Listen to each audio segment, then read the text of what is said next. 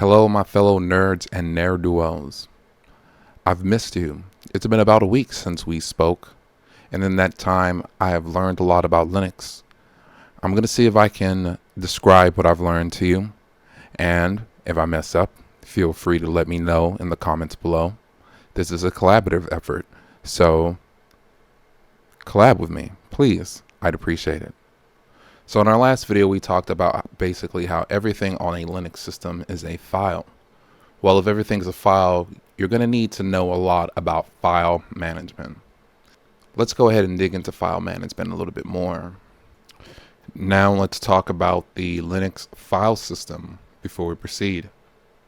Today we're going to talk about the Linux file system. All Linux file systems are defined by a standard. That standard is called the FHS, or the File System Hierarchy Standard. Very easy to remember, I know. Because it's an official standard, once you know this file system, it should be the same for most Linux file systems you encounter. It'll definitely be the same for basically all Red Hat systems you're going to encounter, especially in the exam. Miyamoto Musashi in the Book of Five Rings says, if you know the way broadly, you'll see it in everything. And this applies to a lot of Linux and IT concepts. So once you learn this, you should be pretty skilled, or at least be comfy just, roaming around the Linux file system. So on Linux, everything is treated as a file. As a result, your devices is treated as files. So how do you get data written to your devices? By using mount points. So what is a mount point? A mount point is a directory or file that allows another file system, directory, or file to be accessed. You could see it as kind of like a shortcut or a link. So what the mount point does is it links the file that holds the definition for what a folder is to the file that holds the definition for what a device is and combines them together. Let's start with mounts. What are Linux mounts? Pass Steven, please take it from here. All right, I hope you guys had a pleasant day since the last time we talked. I know I did. Anyways, let's continue. What is a Linux mount point? A Linux mount point is a place within the Linux file system where a device is mounted to a file or folder. What can we use as a device for our mount points? Well, that can be any and everything. That includes hard drives, SSDs, network shares, Google Drive. Basically, anything that holds data can be used as a mount point. So the file system hierarchy standard defines that every Linux file system starts with one mount point, and that is root. That is the base mount point. After the base mount point, there are a set of different folders that are used for different purposes on Linux systems. There's boot for boot, there's var for logs, there's home for your user stuff, there's root for your root user, there's lib, there's etc for your config files. Each one of these have their own purposes, and because they're just folders, they can be mounted to their own separate hard drives. For instance, you could have a 128 gig hard drive and mount that for just boot, and then have a 1 terabyte hard drive for everything else. Or you could have everything else on one hard drive and put your home folder specifically on a separate disk. And then if you ever had to wipe your system, you could wipe everything away and leave that partition with your home folder unaffected. Hello and welcome back. In our last video, we talked about Linux mounts. Let's walk through exercise 3-1, viewing Linux mounts on a Linux system. All right, we have our terminal opened up. So that's step 1, open terminal. So how do we get information about the different mounts on a Linux system? That's easy. df-h-T.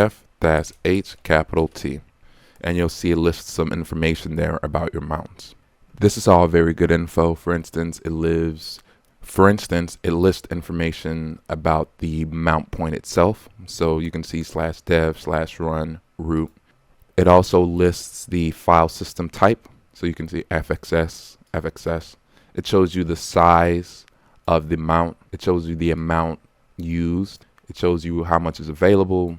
And then you can see the use percentage right here again at 16%. All very useful information. Please like, comment, and subscribe. If you would like some longer form content, feel free to visit my YouTube channel where I go more in depth about stuff like this. Otherwise, hope you guys have a great day. Thank you. Now let's talk about what the common Linux mount points are. Obviously, the first one is /root. That is where we hold all our operating system. Root is obviously the very beginning of the file hierarchy. We could look at our file system like a tree, and root is the very start of that tree. So what are the different mounts and what are they used for? Well, you don't need to know all of them, but there are about 5 or so that you definitely need to have locked in your brain. Let's go over them. The first is /boot or /boot/EFI if you're using an EFI based Linux install. Basically, this holds the boot installer info, so like grub. After /boot, there's /user, which you might think holds user files, but it actually holds system files. Now I know what you're asking. Well, if user holds system files, what holds user files? That would be /home. And last but not least, you should know the var folder, right? Var can also be used as a place for logs. So oftentimes when you have applications that aren't working, check var. And last but not least, we need /mount, which is where we mount additional devices. It suggests you put newly added mounts underneath the /mount folder. And that's it. Those are the basic ones. Another one is /etc. /etc is where you go for your application config files. Now that leaves a question. How do we get information about our mounts on a Linux system? I got an answer for you. Hello and welcome back. In our last video, we talked about Linux mounts. Let's walk through exercise 3-1, viewing Linux mounts on a Linux system. All right, we have our terminal opened up. So that's step 1, open terminal. So how do we get information about the different mounts on a Linux system? That's easy. df-h and you'll see it lists some information there about your mounts. This is all very good info. For instance, it lists information about the mount point itself. So you can see /dev/run root. It also lists the file system type. So you can see fxs. It shows you the size of the mount. It shows you the amount used. It shows you how much is available. And then you can see the use percentage right here again at 16%. All very useful information. Now that we understand mounts and file systems, let's talk about file paths, or more specifically, absolute and relative file paths. Absolute versus relative file paths. What is an absolute file path? Well, an absolute file path would be something like this: home/lowest_l. So you would do cd/home ls, and as you can see, we have that folder lsl. So an absolute file path is the entire path to a destination. So that leaves the question, what is a relative path? Well, much like the name suggests, a relative path is relative to your current folder location. So let's say we were to print current working directory. We're in /home. Let's list our files. So /lsl is relative to /home. If we were to go into this folder, cd./lsl, right, and we were to do an ls, you'd see it's not there anymore, right? Now, for us to go back up, what we'd have to do is cd ... and we just went up one. So a relative folder is based on your current path location within the Linux file system. Thank you for watching. Please like, comment, and subscribe. Also follow me on YouTube. You're going to get much better content there, and I'm actually more likely to respond to your stuff. So in that last clip, we used the ls command. The ls command is used to list files. Let's expand on that a bit more and see what some of the flags in that command do. What is the ls command and how do you use it? The ls command is used to list files. So if we were to enter ls, you can see we have a folder called lsl. Let's cd into that. And then let's ls again. And as you can see, we see all the contents of our current home directory. But what if we wanted more info from the ls command? Well, ls-l can be used to list more information about the command. It's going to list its permissions and the last time that file was accessed, as well as the owner and group. What if we want to view all files, including hidden files on the system? We were to do ls-a, and you'll see We now have files listed here before that we didn't have when we ran ls. You see these dot files? Putting a dot before a file name in Linux makes it a hidden file, and ls-a allows you to view these hidden files. What if we want to list our files by modification date? Well, we simply do a ls-l to show file details, r to list by most recent, and t to show the time it was modified. And as you can see, it now lists all the files in the order of most recently modified. So what if we want to list all the directories in a current folder? We do ls-d // and what that does is it limits the d command to just our current directory. And when you do that, you see we currently have all our directories.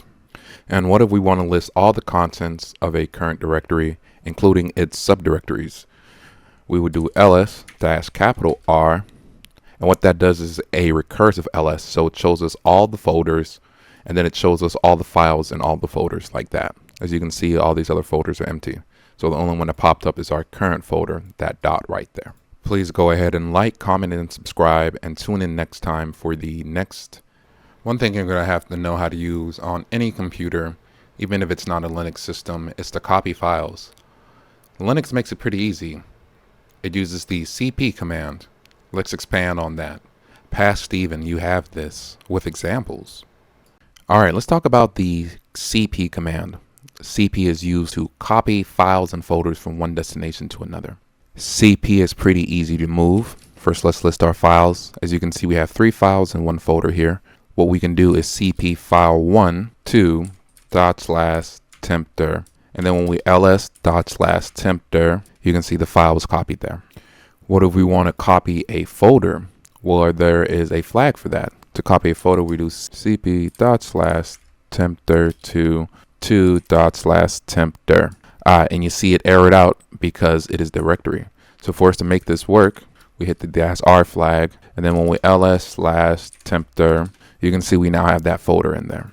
So when you copy a file, it doesn't necessarily copy the permissions of that file along with it. To ensure that you copy a file and its permissions, you would use the cp-a flag. And then you would do cp-a /file2 /tempdir. And then when we ls.al /tempdir, you'll see we have file2, and it got copied over with the appropriate permissions. Now let's talk about Linux inodes. What is an inode? Past me has it figured out. Welcome back to another episode of Low Spec Labs. What are Linux inodes? Let's find out in this video. So an inode is a file data structure that stores information about files on your Linux server. So it's not storing the data itself, but rather information about the data. When you reference hard links and soft links in Linux, it's actually referencing the inode itself rather than the data backing the inode. Inodes hold information about the location of the data itself, the number of other inodes, the number of hard links associated with the data, the date and time, the size of the data, the permissions, and the user ID and group IDs. Inodes hold lots of information except the name of the file itself. If you look at our little filing cabinet, you'll see the file name is right above the inode. The file name is known as the hard link. Next video, we're going to talk about hard links. Now let's talk about hard links. They're the next level up on that file cabinet stack there. So what is a Linux hard link? A Linux hard link is a reference to the inode on a file. So an inode holds all the information about your file, including where the file is, and the hard link would be considered the name of the file. Why would you set things up this way? Well, the answer is simple.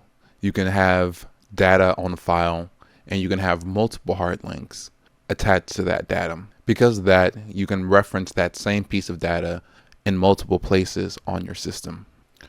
How do you create a Linux hard link? You use the ln command. Here is how we create a hard link. First, we list our files. As you can see, we do not have a file 5 listed here. Then we ln /tempdir/file5, And then when we ls, you'll see we now have a file 5 listed here. And then when we ls-al, you'll see file 5 is also listed here. Now let's talk about soft links. So, what's a soft link? Well, a soft link references a original file, or rather it references a file name. In other words, it references a hard link. Remember, a hard link references your inode. So the soft link would be referencing your hard link. That leaves the question, how do we make a soft link? Why, we go back and we use the ln command again, but this time with the -s flag. So for instance, if we wanted to create a soft link to file 5 called file 6, we could do ln-s, and then we would point to /temp/file 5. We'll call this file 6 ls, and you'll see we now have a blue file 6 right here, right? And then when we ls-al, and cool, so after running the ls-al command, you'll see file 6 has a arrow pointing to file 5 telling us it is a soft link. With all these talks about links, it'd be nice if we could remove them. Let's find out how to do that. Hello, my fellow acoustics, and welcome back to another riveting Linux training episode. Today we're going to learn how to remove links on Linux. Last time we learned about hard links and soft links. Let's learn how to get rid of them. So how do we remove links on Linux? We use the rm command, of course. Let's get started on the next lab exercise. First, we make a directory called test. We then want to copy the contents of etc, and we want to copy everything within etc starting A to E, and we want to include folders.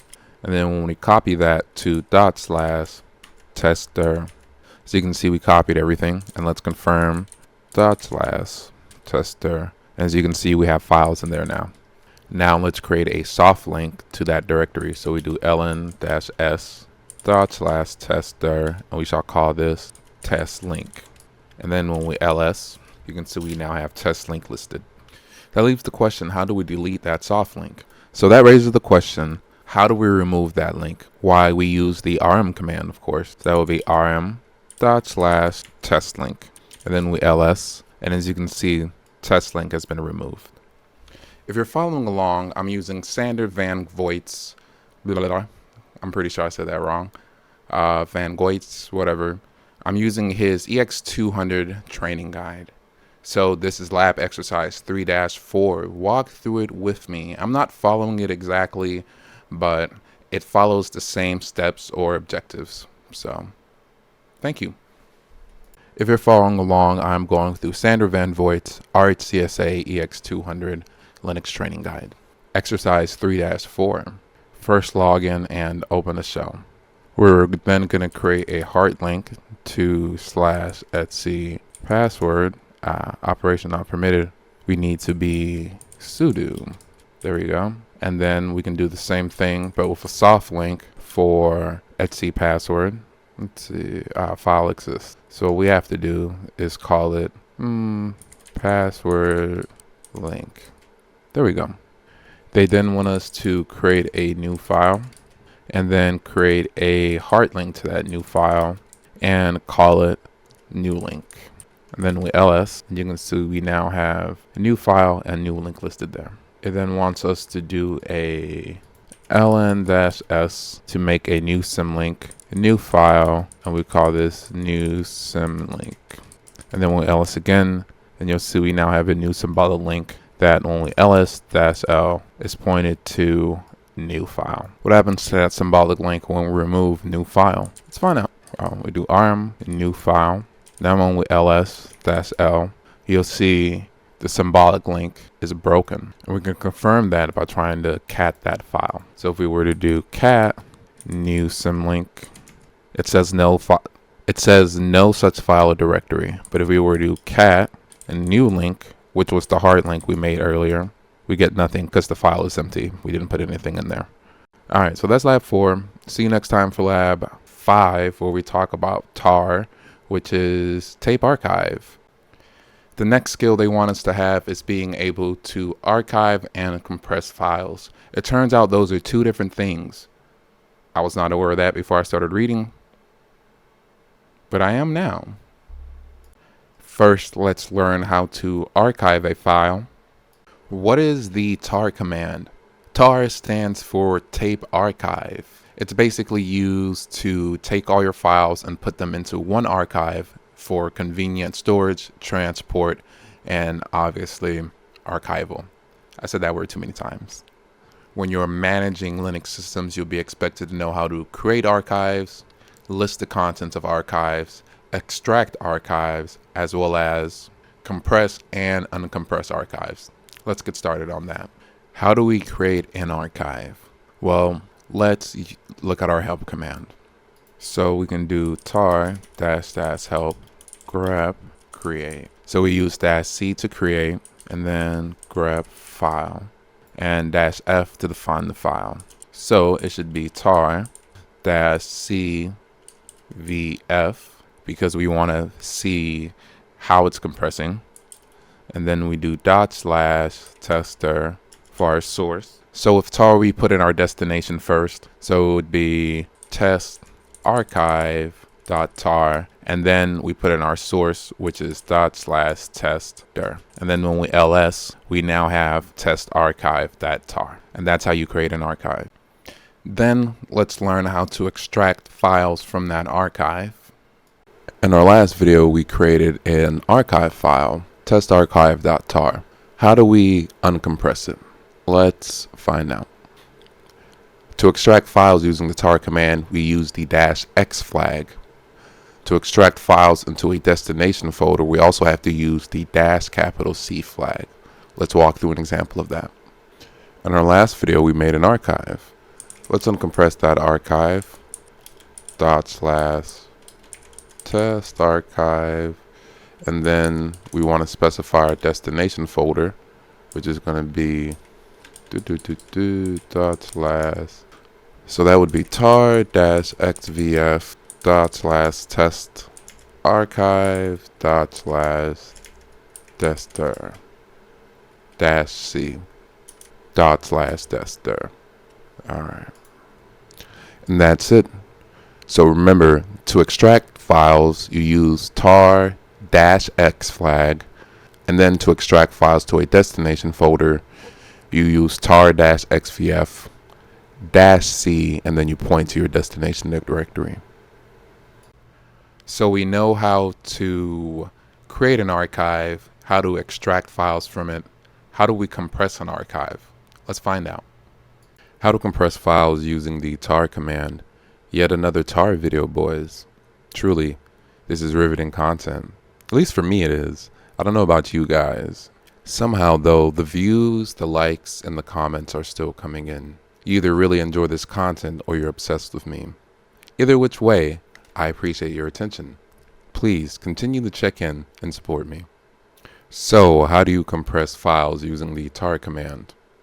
Well, that depends on how you want to compress it. There is two different compressing algorithms, bzip2 and gzip.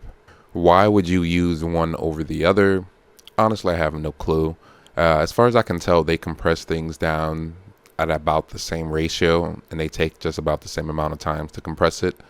Maybe I don't have large enough amounts of data for it to really matter for me. I just use whichever one I remember the most. The one I use the most is gzip because it's easier for me to remember. So that's the one we're going to be using in this video. Okay, so how do we compress a archive file? Well, we use the -z flag. So that would be tar-c czf tar.zip test.tar /star. And then when we ls, you can see we have test.star. And then we can confirm it's compressed by running a file test.tar. And as you can see, it is a gzip compressed data file. And let's do the last lab, and that is it for this chapter. Thank you for paying attention so long. We're almost there, boys. This is lab 3-5 from Sander van Voigt's RHCSA EX200. How to use the tar command. Let's dive in. Step 1 is we log in as the root user and move to root. So sudo su and then cd root. We then create a tar archive of the etc directory. Alright, cool. We then confirm that it's an archive file. As you can see, it's a tar archive. We then compress that etc.tar file. To do that, we do gzip etc.tar. And then we now have etc.tar.gzip. We can confirm that it's a gzip file by doing file / and as you can see, it is a gzip compressed file. We can still read the contents of that file by using tar.tvf / etc. As you can see, it lists the contents of that file even though it's compressed.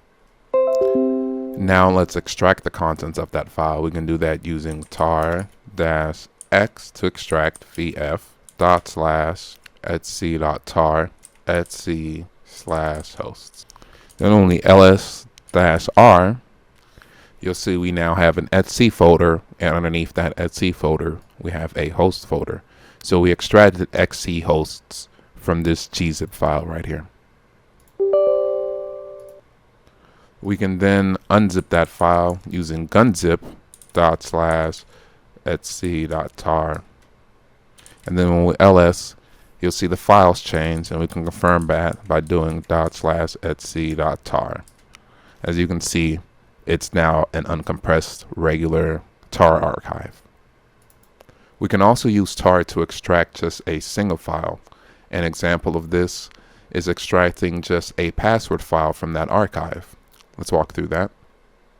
So let's run through that command. tar-xvf, so tar extract from the etc password. It's going to then extract to a folder called /temp, and then it's going to dump in /temp etc password. So we do ls. So if we were to then do it ls-r /temp etc, you see we have a folder called password. They then want us to create a bzip2 archive of our tar folder. To do that, we do tar-cvjf homes.tar, and then we want to create an archive of our homes folder. Helps if you spell home right. And then when we ls, you can see homes.tar. And then when we do file homes.tar, you'll see it is a bzip2 archive versus a gzip archive. And last but not least, we have to clean up our mess. So to do that, we simply do srf star.tar, and we have cleaned up our mess from our little lab exercise. This video was over 3 minutes long. Thank you for watching. I doubt I kept your attention span. People normally give up after 20 seconds. For those of you who haven't, congratulations. Your attention span is growing longer. And that is it for chapter 3, boys. So that is essential files and tools management for Linux systems. That was a very long video, and my brain is very tired. I bet yours is too. I applaud you for paying attention for so long. Now, time to start working on chapter 4. Hopefully it doesn't take me a week to read through the material as well. Otherwise, I'm going to spend the next year doing this. I'm hoping I can start picking up the pace. We shall see. Thank you for paying attention and tagging along. Over and out.